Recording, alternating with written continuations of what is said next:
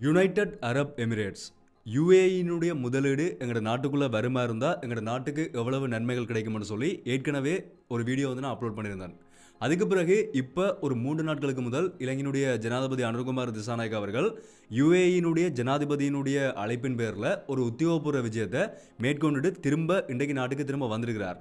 இந்த 3 நாள் விஜயத்தில் நிறைய விஷயங்கள் யுஏஇயில் நடந்திருக்குது. பிரதானமாக சொல்லப்போனால் உலக அரச உச்சி மாநாட்டில் ஜனாதிபதி பிரதானமாக உரையாற்றியிருக்கிறார். அனுர்குமார் திசாநாயக் அவர்கள் உரையாற்றியிருக்கிறார். அதே மாதிரி ஒப்பந்தங்கள் 2 நாட்டுக்கு இடையில் போடப்பட்டிருக்குது. ஒரு சில முக்கியமான தொழில்நுட்ப நிறுவனங்களோட ஜனாதிபதிக்கும் அவர்களுக்கும் இடையில் கலந்துரையாடல்களும் நடந்திருக்குது.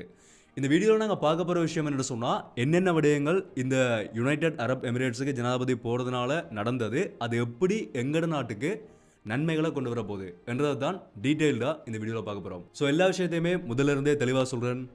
அனைவருக்கும் வணக்கம். நான் உங்கள் VK கரிகாலன். அதே நேரத்தை பார்க்குறதுக்கு முதல் என்னோட வீடியோ இப்போ தான் யாராவது புதுசாக வந்து பார்த்து கொண்டு இருக்கீங்கன்னு சொன்னால், இனிமேல் சப்ஸ்கிரைப் பண்ணலன்னு சொன்னால் மறக்காமல் சப்ஸ்கிரைப் பண்ணி அந்த பெல்லைக்கனை கிளிக் பண்ணி ஆல் ஆப்ஷன் வச்சுக்கொள்ளுங்க. அப்போ நான் அப்லோட் பண்ணக்கூடிய எல்லா வீடியோஸுமே தொடர்ச்சி அவங்களுக்கு கொடுன நோட்டிஃபிகேஷன்ஸாக வரும்.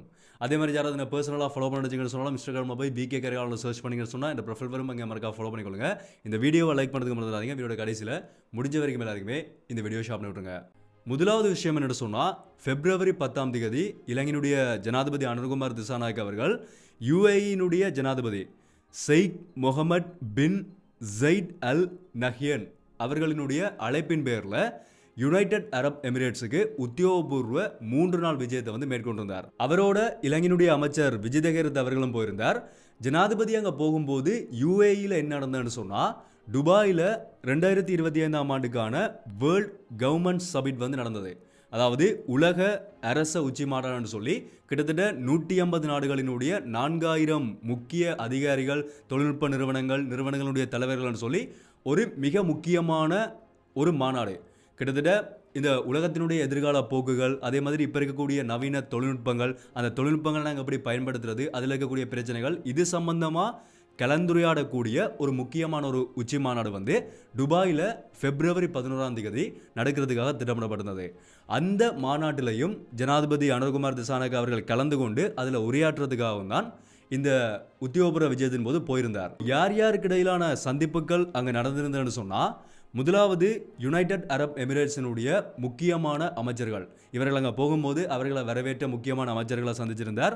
அதுக்கு பிறகு பிரித்தானியாவினுடைய முன்னாள் பிரதமராக இருந்த டோனி பிளேயர் அவர்களை வந்து சந்திச்சிருந்தார்.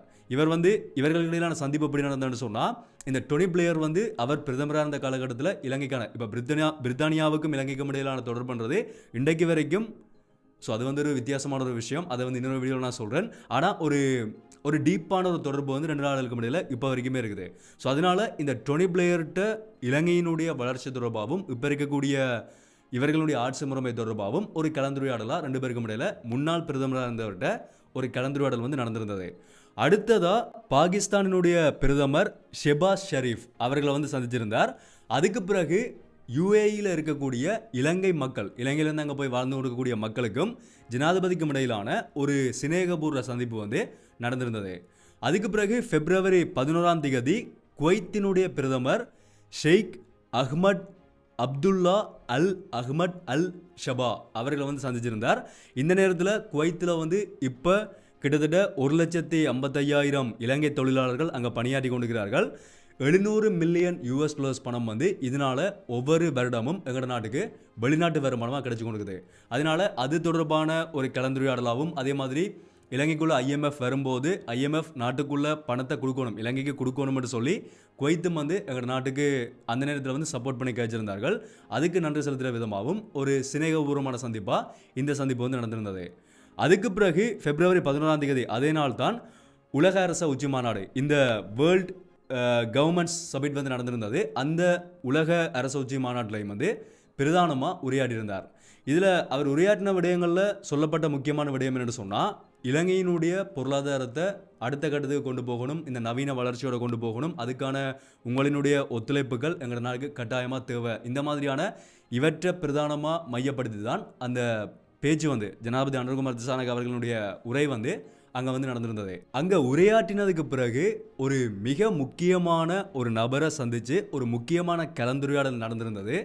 என்னென்னு சொன்னால், நான் ஏற்கனவே சொன்ன மாதிரி இந்த உச்சி மாநாட்டில் உலகத்தினுடைய பலதரப்பட்ட தொழில்நுட்ப நிறுவனங்கள், பலதரப்பட்ட பெரிய பெரிய அதிகாரிகள் கலந்து கொண்ட ஒரு முக்கியமான ஒரு நிகழ்வு தான் இந்த வேர்ல்ட் கவர்மெண்ட் சமிட். ஸோ அதனால் நிறைய பேர் சந்திக்கிறதுக்கான வாய்ப்புகள் எல்லா நாடுகளுமே கிடைச்சிருந்தது. அதுக்குள்ள ஒராகல் நிறுவனம், அமெரிக்காவினுடைய மல்டிநேஷ்னல் கம்ப்யூட்டர் டெக்னாலஜி கம்பெனியாக இருக்கிற இந்த ஒராகல் நிறுவனத்தினுடைய நிறைவேற்று உப தலைவர் மைக் சிசிலியா அவர்களோடான சந்திப்பு வந்து ஜனாதிபதிக்கு கிடைச்சிருந்தது. அவரோட கலந்து கொண்டு ஆலோசிக்கப்பட்ட விடயம் என்னன்னு சொன்னால், அதுக்கு முதல் இந்த ஒராகல் நிறுவனம் வந்து இப்போ ஏஐயில் ஒரு மிகப்பெரிய இன்வெஸ்ட்மெண்ட்டை கொண்டு வரதுக்கான திட்டம் அமெரிக்காவில் இப்போ நடந்து கொண்டிருக்குது. இப்போ அமெரிக்கானுடைய புதிய ஜனாதிபதி டொனால்ட் ட்ரம்ப் அவர்களுடைய சப்போர்ட்டோட கிட்டத்தட்ட $1 பில்லியன், அதாவது டெக் இண்டஸ்ட்ரியில் இதுவரைக்கும் இல்லாத அளவுக்கான பெரிய இன்வெஸ்ட்மெண்ட் வந்து ஓப்பன்ஏஐ, இந்த ஒராகல் இவர்கள் எல்லாமே சேர்ந்து இன்வெஸ்ட் பண்ண போகிற ஒரு மிகப்பெரிய இன்வெஸ்ட்மெண்ட் வந்து இப்போ நடக்க போகுது.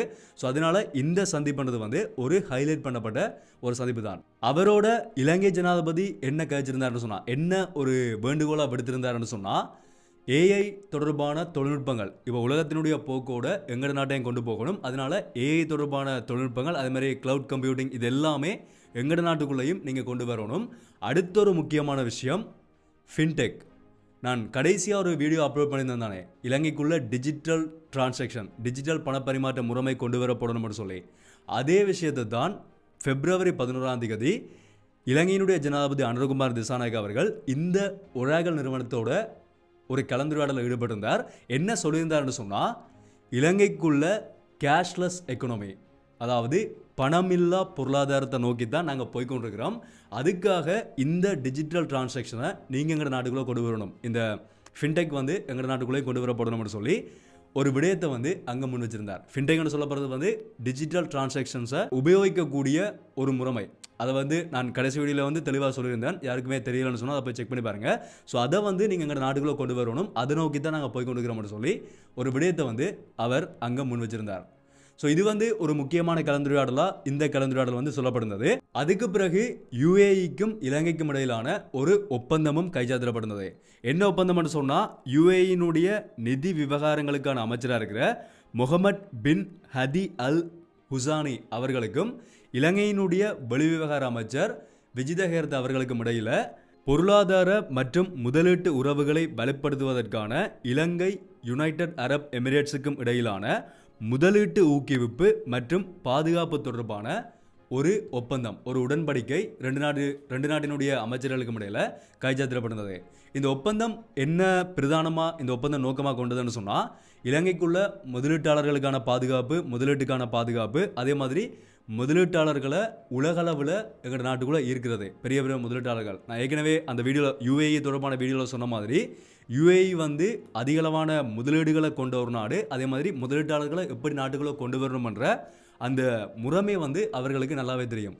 அதனால அதே விடயம் எங்கள் நாட்டுக்குள்ளேயும் வரணும்னு சொன்னால், ஸோ அதோட தொடர்புடைய, அதோட ரிலேட்டடான ஒரு ஒப்பந்தமாக தான் இந்த ஒப்பந்தம் வந்து கைச்சாத்திடப்படுறது. பேசிக்காக சொல்லப்போனால், எங்கள் நாட்டினுடைய பொருளாதாரத்தை மேலே கொண்டு போகணும். அதுக்காக உலக அளவில் இருக்கக்கூடிய முதலீட்டாளர்களை எங்கள் நாட்டுக்குள்ளே கொண்டு வரணும். அதே மாதிரி அவர்களுக்கான பாதுகாப்பை உறுதிப்படுத்தணும்னு சொல்லி தான் இந்த ஒப்பந்தம் வந்து ரெண்டு நாடுகளுக்கு இடையில் கைச்சாத்திடப்பட்டிருக்குது. ஸோ இந்த விஜயத்தில் நடந்த இந்த கலந்துரையாடல்கள், அதே மாதிரி இந்த ஒப்பந்தங்கள்ன்றது எங்கள் நாட்டுக்கு உண்மையிலேயே நிறைய நல்ல விஷயங்களை கொண்டு வரக்கூடியது. இப்போ ஒராகல் நிறுவனத்தோடு நடந்த அந்த கலந்துரையாடலில் இருந்து எங்கள் நாட்டுக்கான தொழில்நுட்ப வாய்ப்புகள், தொழில்நுட்ப முதலீடுகள்ன்றது வந்து எங்கள் நாட்டுக்குள்ளே வரதுக்கான வாய்ப்புகள் அதிகமாக இருக்குது. அது உண்மையிலேயே எங்கள் நாட்டை முன்னால் கொண்டு போகக்கூடியதான். நீ என்னடா தொழில்நுட்பம் பற்றி மட்டுமே கேட்கிறேன். நான் லாஸ்ட் வீடியோவில் அந்த டிஜிட்டல் டிரான்சாக்ஷன் பற்றி கேட்ச வீடியோவாக இருக்கட்டும், அதேமாதிரி யுஏஇ பற்றி கேட்ச வீடியோவில் வந்து நீங்கள் ஒரு சிலர் கமெண்ட்டில் சொல்லியிருந்தீங்க, நீங்கள் தொழில்நுட்பத்தை பற்றி மட்டும் கேட்சி கொண்டுக்கிற, அப்போ எங்கள் நாட்டுக்குள்ளே ஏனைய விடயங்கள் முக்கியம் இல்லையா, முக்கியமாக சொல்லப்போனால் விவசாயம் சம்மந்தமாக முக்கியம் இல்லையா, சாப்பாட்டுக்கு வழி இல்லாமல் நாங்கள் தொழில்நுட்பத்தை மட்டும் நம்பிக்கொண்டு என்ன செய்யறேன்னு சொல்லலாம் சில பேர் கேட்டிருந்தீங்க. உலகத்தினுடைய போக்கோடு நாங்கள் போகணும். இப்போ நாங்கள் எதுக்காக எங்கள் நாட்டுக்குள்ளே அடிக்கடி கதைச்சி அரசாங்கத்தோட சண்டை பிடிச்சி கொண்டுக்கிறோம்னு சொன்னால், எங்கள் நாட்டுக்குள்ளே பொருளாதாரம் சரியாக இல்லை. அதனால தான் நாங்கள் நாட்டினுடைய அரசாங்கத்தோட பெரிய ஒரு பொதுமக்களாக நாங்கள் வந்து திரும்ப திரும்ப கேட்டுக்கொண்டுக்கிறோம். அந்த பொருளாதாரம் மேலே போகணும்னு சொன்னால் இப்போ உலகத்தினுடைய போக்கோடு தான் நாங்கள் போயாகணும். இப்போ உலகத்தினுடைய போக்கு எங்கே போகுதுன்னு கேட்டால் தொழில்நுட்பத்தை நோக்கி தான் போய்கொண்டிருக்குது. இந்த ஏஐ, அதே மாதிரி நான் சொன்ன மாதிரி இந்த க்ளவுட் கம்ப்யூட்டிங், பிளாக் செயின், இந்த மாதிரி தொழில்நுட்பத்தோடு போகக்கூடிய ஒரு போக்கில் தான் உலகத்தினுடைய போக்கு இருக்குது. அப்போ நாங்களும் முன்னால் போகணும்னு சொன்னால் தொழில்நுட்பத்தோடையும் போய்த்தான் ஆகணும். அதுக்காக விவசாயத்தை விட்டுட்டு போகணுமான்னு கேட்டால் நான் அப்படி சொல்ல வரையில. விவசாயமும் முக்கியம், அதே நேரத்தில் தொழில்நுட்பமும் முக்கியம். உலகத்தினுடைய தொழில்நுட்பத்தின் அளவுக்கு கூட நாங்கள் இல்லை. நாங்கள் சொல்லப்போனால் அதோட கம்பேர் பண்ணும்போது ஒரு 100 வருடம் பின்னால் தான் இருக்கிறோம். இதை நான் தொடர்ச்சியாக சொல்லிக்கொண்டே வரேன். கடந்த கால அரசாங்கங்கள் இந்த புதிய தொழில்நுட்பத்தோட பெரிய அளவில் ஈடுபாடு காட்டாததால் இன்றைக்கு வரைக்கும் நாங்கள் தொழில்நுட்பம் என்ற ரீதியில் பின்னால் தான் இருந்து கொண்டிருக்கிறோம். அதனால் இந்த புதிய அரசாங்கம் சொல்கிறார்கள், அது எவ்வளவு தூரத்துக்கு நடைமுறைப்படுத்துவார்கள்ன்றது தெரியாது. பொறுத்திருந்து பார்க்கலாம். அப்படி நடைமுறைப்படுத்தினா எங்களோட நாடு உலகத்தினுடைய போக்கோட பொருளாதாரத்திலே முன்னேறி போக முடியும்ன்றதால தான் இது நன்மை என்று சொல்லி நான் திரும்ப சொல்லிக் கொண்டிருக்கிறேன். ஸோ வெயிட் பண்ணி பார்க்கலாம் என்ன நடக்குதுன்றதை. ஆனால் இவர்கள் சொன்ன மாதிரி, இந்த ஒப்பந்தம் போடப்பட்ட மாதிரி, இந்த கலந்துரையாடல்கள் நடந்த மாதிரி எங்கள் நாட்டுக்குள்ளே நடக்குமா இருந்தால் கண்டிப்பாக ஒரு முன்னேற்றம்ன்றது எங்கள் நாட்டுக்கு இருக்குமன்றது மட்டும் உறுதியான ஒரு விஷயம். ஸோ வெயிட் பண்ணி பார்க்கலாம் என்ன நடக்குதுன்றதை. இதை பற்றின உங்களுடைய கருத்துக்கள் நீங்கள் இதை பற்றி நினைக்கிறீங்கன்றதை மறக்காம கீழே இருக்க கமெண்ட்டில் சொல்லிடுங்க. ஸோ இதான் விஷயம். இதை தான் உங்களோட ஷேர் பண்ணிக்கணும்னு நினச்சிருந்தான். இனிமேல் வீடியோ லைக் பண்ணலன்னு சொன்னால் லைக் பண்ணி, அது மாதிரி சப்ஸ்கிரைப் பண்ணலன்னு சொன்னாலும் சப்ஸ்கிரைப் பண்ணி அந்த பெல் ஐகானை கிளிக் பண்ணி ஒரு நிமிஷம் வச்சுக்கொள்ளுங்க. அப்போ நான் அப்லோட் பண்ணக்கூடிய வீடியோஸ் எல்லாமே தொடர்ச்சி உங்களுக்கு கொடுக்குற நோட்டிஃபிகேஷன்ஸ் வரும். ஸோ மீண்டும் ஒரு வீடியோவில் சந்திப்போம். நன்றி.